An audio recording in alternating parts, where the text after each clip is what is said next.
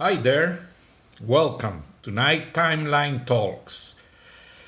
Mexicans are projecting a polemic all over the world, and the majority of the media are disappointing with the current president, Andres Manuel Lopez Obrador. Why? Because he was the most polemic opposition leader who was fighting for more than 12 years to become president. And the time is over. Mexicans were waiting. He met all the expectations of his campaign year and a half after, and the country is sunk in an economic recession, basically 0% productivity, violence increase in the highest rates never seen before, and many millions of ladies are marching the day after tomorrow, Monday, November 9th, to claim respect for women. Hashtag no more woman. Why? Because 10 ladies in Mexico are killed, are raped, or are hidden by men. And it happens in many ways. I can spend 3 hours explaining this sad scenario, but we are going straight to the point, the political situation that is behind it. Many Americans ask me why not I translate some of my topics into the English language.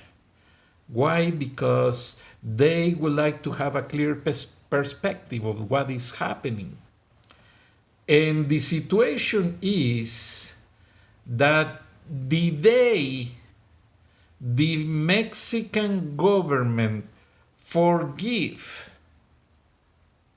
the son of the most polemic drug dealer that is in jail in the United States, El Chapo Guzman, the day that the Mexican army trap him and they give the arms to twist after Sinaloa cartel take all their forces to the streets in Sinaloa and start to attack the civil population with a high caliber machine guns, everything. So the army stop and free the son of El Chapo Guzman. That day begins the real polemic on the Mexican government, where many analysts picture the situation as a no authority from the government, including the most representative lawmaker of the Morena party that has a background on the official PRI, Porfirio Muñoz Ledo. He makes some declarations telling he doesn't agree with the new government of Morena, led by Andres Manuel Lopez Obrador. And this coming Monday is the first multitudinary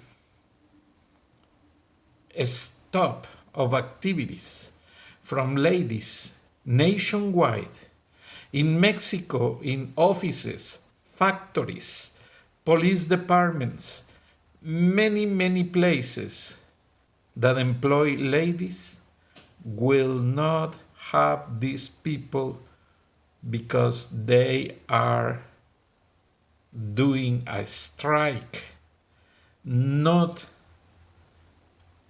claiming a better income, not claiming more benefits. No, that's a part. Today they are claiming peace. They are claiming justice. Something that this government haven't shown. Justice.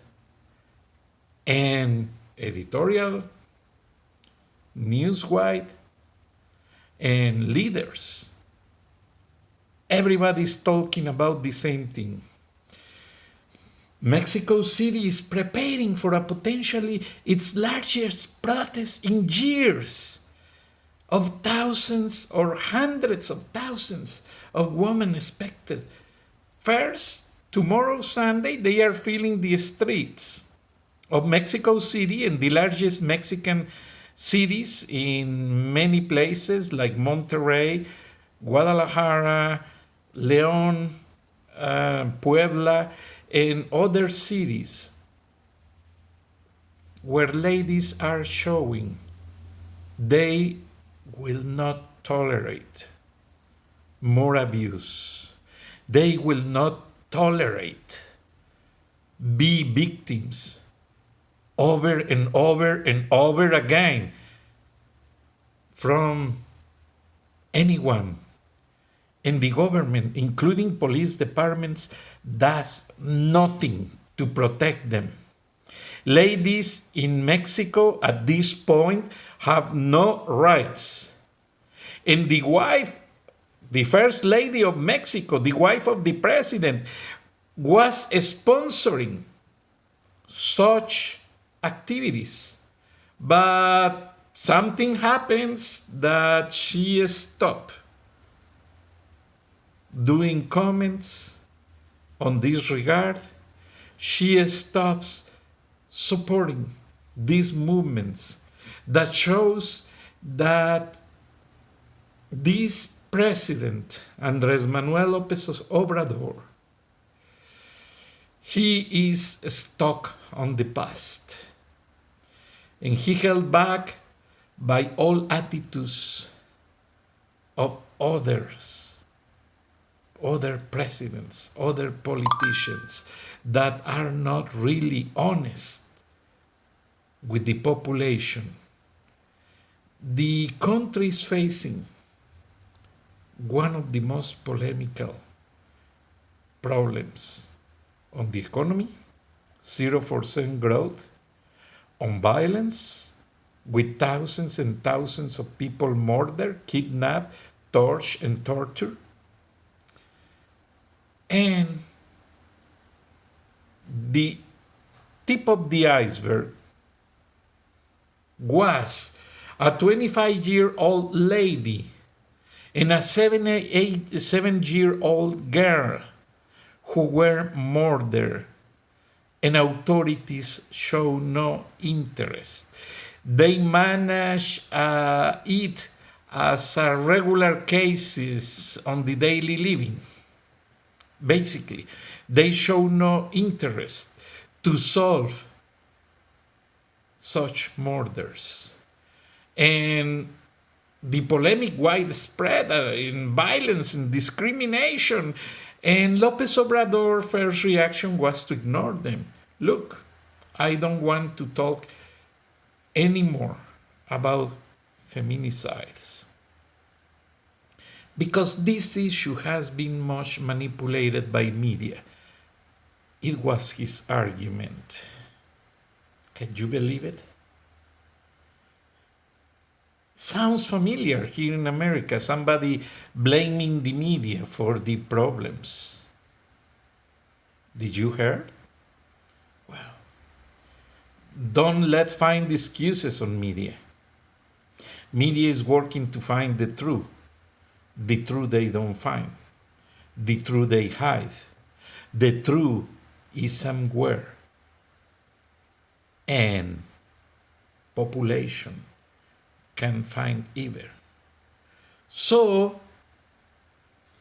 basically what I was expecting with this weekend, preparing such strike in Mexico was that the French press published a video in the ones worldwide ladies are telling Mexican ladies they are not alone. Many ladies all over the world are doing the same in support to the Mexican ladies because they are terrorized of what's going on in Mexico. Seems that Guardia Nacional, National Guard, Ejército Mexicano, Mexican Army, Marina Armada Nacional de Mexico, Marines, Mexican Marines, are not facing the crime, are not fighting to stop them. What they do is they are more dedicated to control caravans, immigrants' caravans from Central America to stop massive immigration into the United States. And they forgot about Mexicans. Mexicans have to take care of themselves. In fact, many cities, many small and medium-sized towns in Mexico are after 6:30 p.m., 7 p.m., they are on their houses. Nobody is on the streets because Mexicans are afraid about crime. And non-governmental organizations are running many organizations that are trying to make the country come back on track. But it's not easy. It's not easy to... there is a polemic game of forces. If you try to do something against the Mexican government, immediately retaliation is showing up. And Mexicans, we like to respect the government, but we like to live in peace. The same respect we show voting for López Obrador is the respect Mexicans are expecting come back on this trade.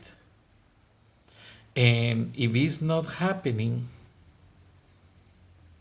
what can be done? Let me have a formula. Yesterday in Spanish, in my Spanish version of this program, I interviewed the analyst and journalist Plácido Garza. He just gave me a preview of his trip to Poland and Venezuela.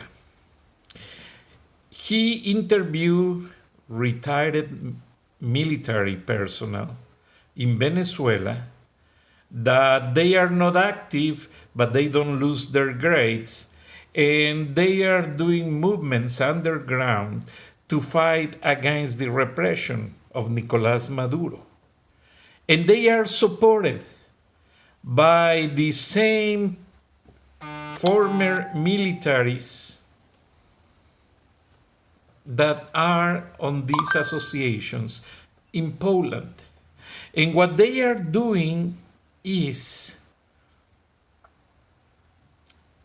analyzing step by step of this situation, and between many of these situations they exchange information. Plácido Garza and the Poland Organization of Former Militaries, and they are very close to the Mexican phenomenon of this situation, in the one they were expecting find justice and order in Mexico with the new president. And no, according to Plácido Garza's comments, Mexico is going back 25 years to this poor administration. And Plácido Garza point the finger in the regard that Poland's are suggesting that many countries with long government periods are the ones that fails more often. And sounds familiar? Look, Fidel Castro spent 60 years on the power and he did nothing. Cubans lose in all the aspects. Even Bernie Sanders says the opposite in regard of the education, no? Smart Cubans study by themselves. They never receive any tuition from the government. Just basic tuition, learn to read and write. But after that, universities are very limited to the Cubans' access. Well, many organizations analyzing situations on many governments, including the American government, find out that short, moderate periods of 4 years are the optimal ones for governments to meet their expectations. That means nobody likes long government periods. Why? Because they do have more time for corruption and politics than the time they spend on solutions.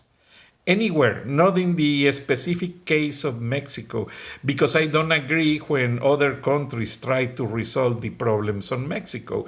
I can listen opinions, but I don't accept intruders. I don't accept that others try to solve.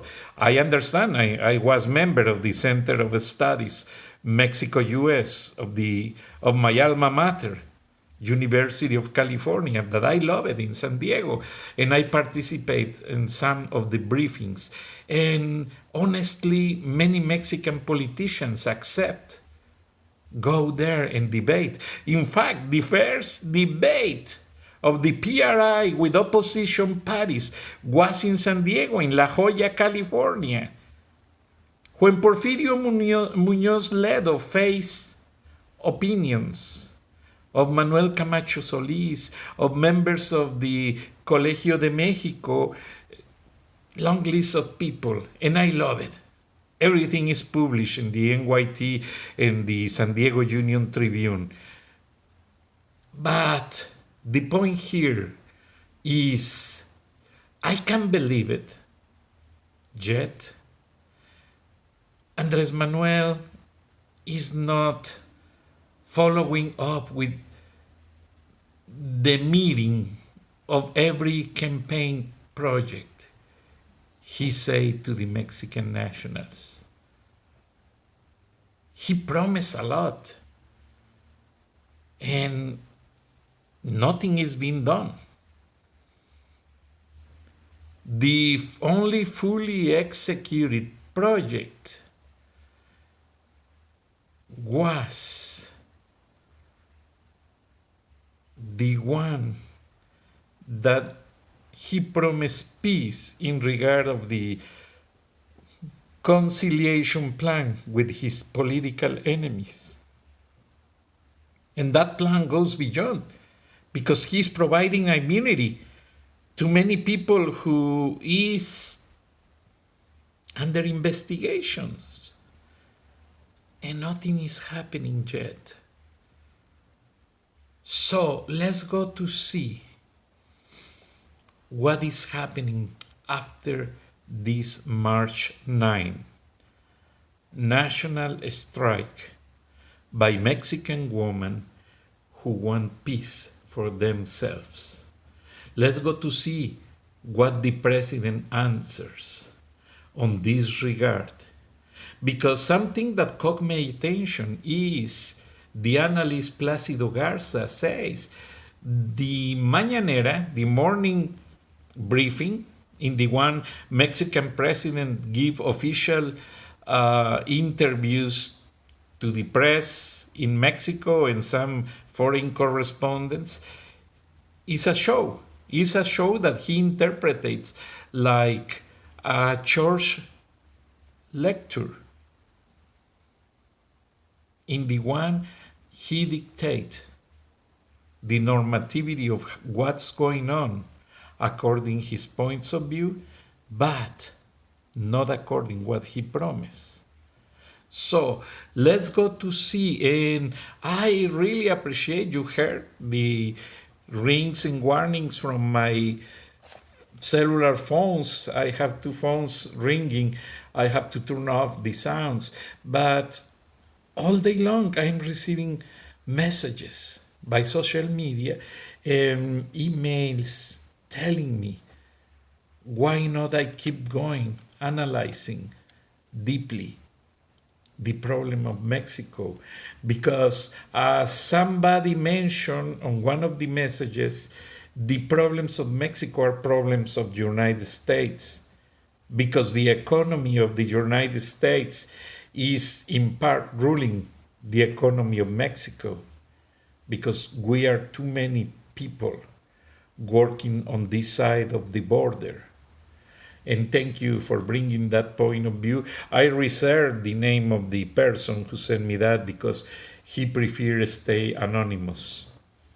But in the eyes of the audience of this media and many platforms, is that Andrés Manuel López Obrador is running behind the people's expectations. But we cannot criticize wisely. Because, for example, I went last week renewing my passport in the Consulate General of Mexico in Atlanta, and I received an excellent service. I got my passport in 1 hour. I also request my election card, my voting card for foreigners that are in other countries. Mexican laws allowed to have our election card, and we can go to polls in the consulate the day we renew president. And it's very efficient. I got my card yesterday, less than 2 weeks after I requested. So the comments cannot be general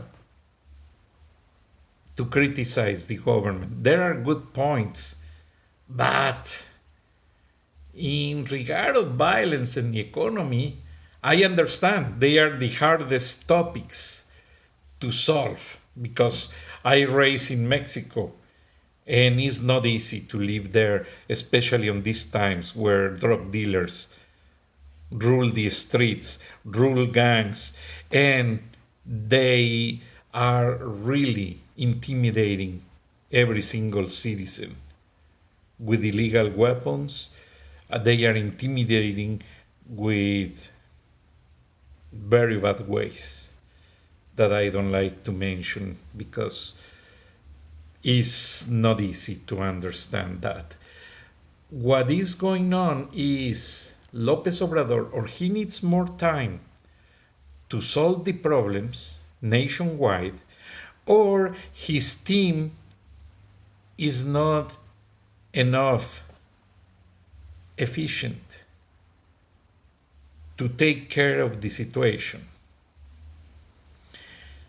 We understand that he argued he received the house very dirty. He needs to clean up everything before to take action. But Mr. President, 1 year is going on. You have a very wise and qualified team in foreign relations. You have a good people. In the Interior Department, you have a lady who is mature and has the criteria to take decisions. The problem here is some people that report to the Interior Department is failing. It's evident.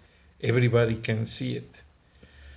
Take care of that people and make the right movements on the chase panel to go with all against the problems.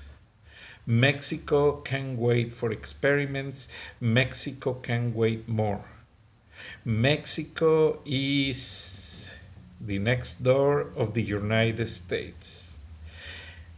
Donald Trump is evident he's going to stay re-electing in the White House. And one of his priorities is the good relationship with Mexico and to stop that immigration breach that Mexico has of people from all over the world. That also means violence and many problems out of control. And Donald Trump told to Enrique Peña Nieto, if you can solve the violence, let me know and I send the Marines. Something that I really don't agree, because the problem is many innocent Mexicans are going to be killed to solve a problem with the mafias of the drug lords. No, but there are ways. Remember, Mr. López Obrador, Sócrates Rizzo, a former governor of Nuevo León, he explained how the Mexican governments of the PRI solve and prevent problems with the narco-traffickers, taking them under control and allowing them to produce and traffic with drugs. Meanwhile, they don't affect the innocents. It's sad. It's something stupid to say. But he says that was the formula they applied at the time they control the mafias. But something needs to be done. United States is the major consumer of drugs. It's obvious that they will not stop addiction in hundreds of thousands of people. But if United States works parallel beside Mexico, some things can be solved, others not, but can be regulated tighter and tighter until the problem is reduced. I see that the comments of the people are reflecting frustration. Frustration of a fruitless regulations, of a fruitless results of both governments that try but never success. So, if we really apply one of the many rules and laws that are on the regard of immigration, of the DEA regulation, Drug Enforcement Administration, Merida Plan, the support of USA to Mexico to stop drug dealers, if these plans are followed strictly in accordance to the legal normativity they were planned, I'm sure we are going to have results and reduce the crime. Because, Mr. López Obrador, you need to go and meet your largest partner, United States of America.